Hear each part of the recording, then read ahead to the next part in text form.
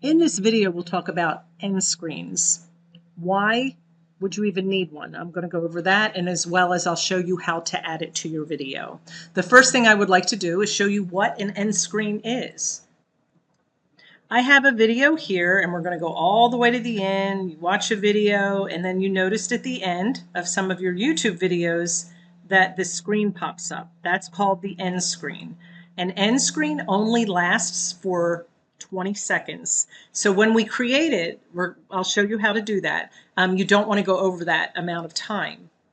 Of course, if you do, there's a way to fix it. But the end screen, why would we want it? Well, this is a YouTube channel talking about math, and basically the first video is about teaching about equal parts of a whole, and then there's a follow-up video that tells people how they can practice what they just learned in the other video. So in this case, basically what we do is we make sure there are always two pairs or a pair of videos, and we always put them in the end screen. When we get to this one, when we show the practice video, then we put the playlist with it. So that's the advantage of it. The person watching your video can go to the end and say, hey, there's a practice video.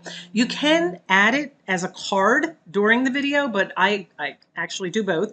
But today I'll show you this is the end screen. So how do we add this, and how do you get that background and all of that? I created the background in Canvas, and I'll show you that very quickly. I'm not going to go in detail and go with a blank canvas, but I'll show you very quickly where I built it and then how I pulled it into my video. When I go into Canva, I actually hit the create button, and then I just put thumbnail, because basically it fits well in your YouTube. So you want a YouTube thumbnail. It pops up as a presentation, but you're basically creating on a blank canvas, and you can make more slides and create other ones if you'd like. I'm going to bring you to the one I've already created, and basically I save it there. And any other videos or any other end screens that you might want, you can go ahead and save those as well. So I keep them all together, and you can go in and use different ones if you want. But this is where I keep them. This is where I save them. And I'm going to show you too how I save it into Camtasia. That's the editing program that I use. But basically, this is it. I have my avatar. I have thank you for watching, more videos. I do that especially if I have a playlist that I put there. And your viewer can then click those little icons and go to the playlist or go to another video.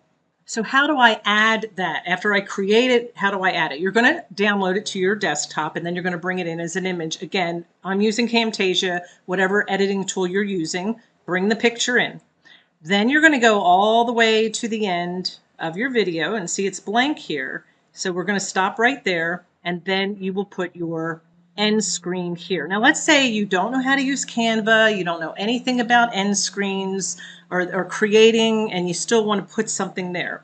If that's you, then just move this out 20 seconds. You can put something like thank you on here. Let's do that because you want to have something on there. Thank you for watching. So I'm going to just type in thank you for watching. Okay. This is the quick way in case you're not ready. And you can put that across the top like that. And then you want to just go out down here. See how I'm pulling it? You can see the little numbers down there. It says 8.29. You want to be as close to 20 as you can without going over. And I have found if I'm like a little bit below 20, it's really hard to do. There, like I'm at 19 seconds, 19.50 seconds, because I'll show you when I add it. You just want 19 to 20 seconds. If you go over, then it's going to encroach on top of your video. So here it is. So now when I export it, that extra 20 seconds is going to be at the end of my video. Now another thing that you can do, let's say that you made one, that you know how to do that, you went and made one. In my library, I can save mine. Okay, so I went in here and I have an end screen, and I already have it set at 20 seconds. So I just pull it down and I put it in, and see it's already there. And I also added music to it. So it's ready to go. If I just hit it, it's ready to go. Now again, I have another video that I will make on how to add that music and all of that, because in this one, I don't like to keep my videos too long, to be honest. I'm someone that likes to Get in there, tell me what it is, and be done. So there you go. That's how you add it. We're going to export it. Now let me show you how you can add those playlists or those other videos to the end screen. So here we got the end screen. Most of you are saying, okay, got it. I know how to make a video. How do I add those components? And that's what we're going to do next. The first thing you're going to do is upload that video that you just completed. Do everything that you normally do when you're uploading, get all the details in. And when you go to that second screen, it says right here, add an end screen. Now remember, your end screen was added when you were editing it, right? So we're going to add the components. So here I select add, and you can see this one was a little bit short of 20 seconds. So we're going to end up moving that bar over because we want our videos, our components to add to the end screen. So we're going to select element. And again, I like to put the playlist to that video. This one is, it doesn't really matter which one I do, but that's a sequential playlist right there.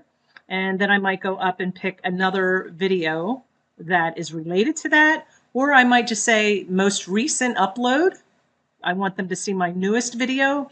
A lot of times I select best for viewer. Now, like I was telling you, when the one teaching video is there, then I put the practice video here. When I do the practice video, I might put best for viewer. Maybe there's other things that AI is picking up that they like to watch, and it'll pick that up. Now notice how everything's shot back.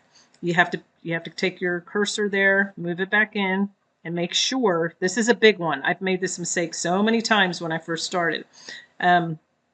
Make sure that line is in the end screen there and not as part of your video. And there you have it. That's how easy it is to add it. And then you save it. We'll go back to that original video. Here's that thumbnail. I'm going to go ahead and play that out for you.